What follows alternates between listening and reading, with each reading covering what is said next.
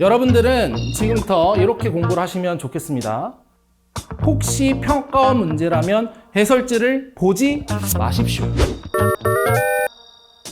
오늘은 여러분들을 위한 공부법을 하나 알려드릴게요. 이해도를 표를 한번 그려볼게요. 여러분들이 문제를 맞추기 위한 이해도입니다. 이해도 빵 퍼센트, 이해도 100%라고 할 때 여러분들이 문제를 맞춘다면 시험 문제 같은 경우는 여러분들이 100%를 이해를 해서 맞출 거예요.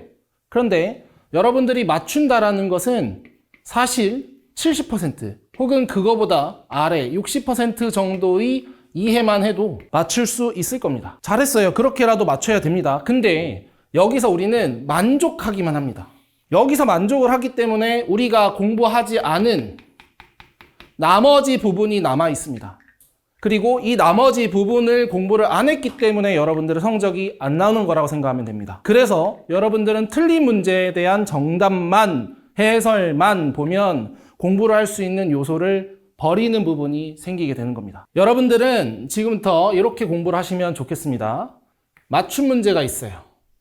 그리고 틀린 문제가 있을 겁니다. 여러분들 시험지 문제 번호 위에 써져 있겠죠. 맞춤 문제를 보시면 여러분들은 내가 찝찝한 거, 무엇이 찝찝한지, 그리고 좀 번거롭게 반복적으로 계산한 거, 이런 것 등등을 확인을 해 보셔야 돼요.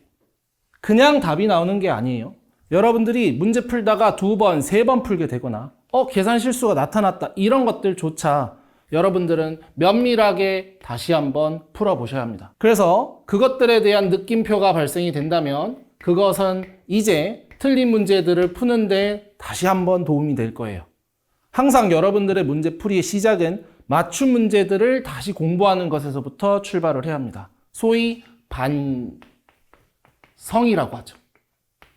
맞춤 문제에 대한 반성이 있어야 여러분들이 틀린 문제를 맞출 수 있는 계기가, 그리고 소재가, 그리고 방법이 떠오르게 될 겁니다. 자, 그리고 두 번째요. 여러분들이 이제 틀린 문제를 그렇다고 바로 해설지를 보는 게 아니라 다시 한번 풀어보십시오. 그래서 어떤 문제는 다시 맞출 수도 있습니다. 그리고 안타깝지만 한 번 더 풀어서 또 틀릴 수도 있습니다. 그러면 이렇게 된 상황에서 다시금 우리는 맞춤 문제부터 다시 공부를 하는 겁니다.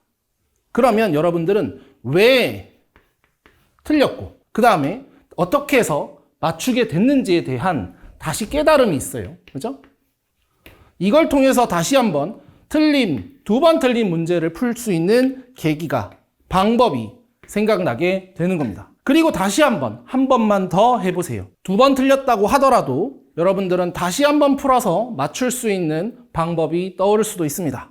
그리고 안타깝게도 여러분들은 3번 풀어서 풀지 못하는 문제가 있을 거예요. 이때 해설지를 보십시오. 모든 문제를 해설지를 보라고는 저도 얘기를 하고 싶지 않습니다. 다만 여러분들이 공부를 진행해 나가는 데 있어서 막힘 현상이 있었을 때 그거를 해소하지 못한 것에 대한 답답함이 있으시다면 해설지를 보십시오. 그리고 제가 조금만 더 강조를 드리자면 혹시 평가원 문제라면 해설지를 보지 마십시오. 그래서 그냥 틀린 상태 그대로 한번 두십시오.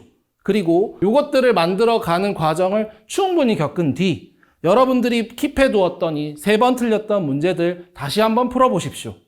그러면 여러분들은 해설지 없이도 다시 한번 맞출 수 있는 계기가 생길 겁니다. 결국 전략입니다. 전략 없이 해설지만 바라보면 여러분들은 그냥 해설지를 읽었다, 그리고 해설지가 이해됐다 에서 멈춰서 그 다음에 새롭게 등장하는 문제들을 풀 수 있는 방법을 생각할 계기가 없게 되는 겁니다. 즉, 여러분들은 맞춤 문제부터 꼭 공부를 해서 여러분들이 비워놓은 내가 이해하지 않은 부분을 채우는 것을 습관으로 들여야 한다는 것입니다.